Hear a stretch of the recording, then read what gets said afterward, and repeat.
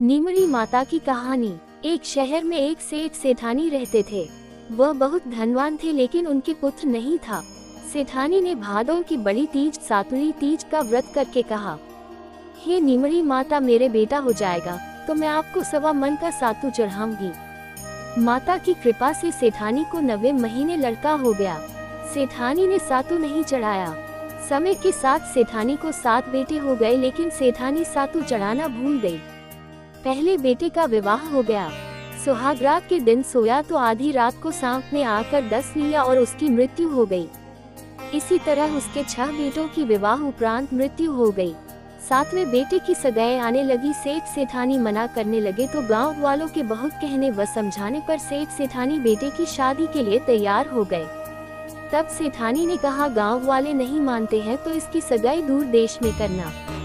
सेठ जी सगाई करने के लिए घर से चले और बहुत दूर एक गांव आए।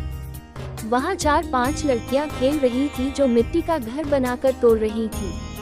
उनमें से एक लड़की ने कहा, मैं अपना घर नहीं तोड़ूंगी। सेठ जी को वह लड़की समझदार लगी। खेलकर जब लड़की वापस अपने घर जाने लगी तो सेठ जी भी पीछे पीछे उसके घर चले गए। सेठ जी ने लड़की के माता पिता से बात करके अपने लड़के की सगाई व विवाह की बात पक्की कर दी। घर आकर विवाह की तैयारी करके बेटे की बारात लेकर गया और बेटे की शादी संपन्न करवा दी। इस तरह 7वें बेटे की शादी हो गई। बारात विदा हुई। लंबा सफर होने के कारण लड़की की मां ने लड़की से कहा कि मैं ये सातु वसीक डाल रही हूँ। रास्ते में कहीं पर शाम को नीमड़ी माता की पूजा करना, नीमड़ी माता की कहानी सुनना, सातु पास लेना व कल्पना निकालकर सासू जी को दे देना। बारात धूमधाम से निकली। रास्ते में बड़ी तीज का दिन आया। ससुर जी ने बहू को खाने का कहा। बहू बोली, आज मेरे तीज का उपवास है, शाम को नीमड़ी माता का पूजन करके नीमड़ी माता की कहानी सुनकर ही भोजन करूंगी। एक कुएं के पास नीमड़ी नजर आई तो सेठ जी ने गाड़ी रोक दी। बहू नीमड़ी माता की पूजा करने लगी तो नीमड़ी माता पीछे हट गई।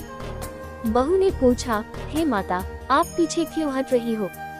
इस पर माता ने कहा, तेरी सास ने कहा था पहला पुत्र होने पर सातु चढ़ाऊंगी और 7 बेटे होने के बाद, उनकी शादी हो जाने के बाद भी अभी तक सातु नहीं चढ़ाया।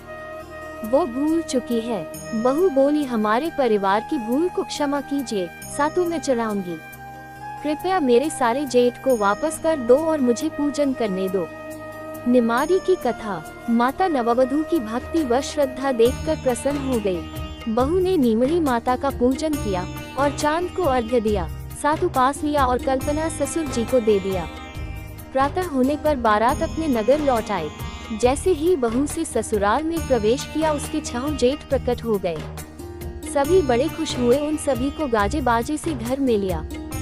सासू बहू के पैर पकड़कर धन्यवाद करने लगी तो बहू बोली, सासू जी आप ये क्या करते हो? जो बोलवा करी है उसे याद कीजिए। सासू बोली, मुझे तो याद नहीं, तू ही बता दे। बहू बोली, आपने नीमड़ी माता के सातु जाने का बोला था, सो पूरा नहीं किया। तब सासू को याद आई। 12 महीने बाद जब कजली तीज आए, सभी ने मिलकर कर 7.25 मन का सातु तीज माता को चढ़ाया।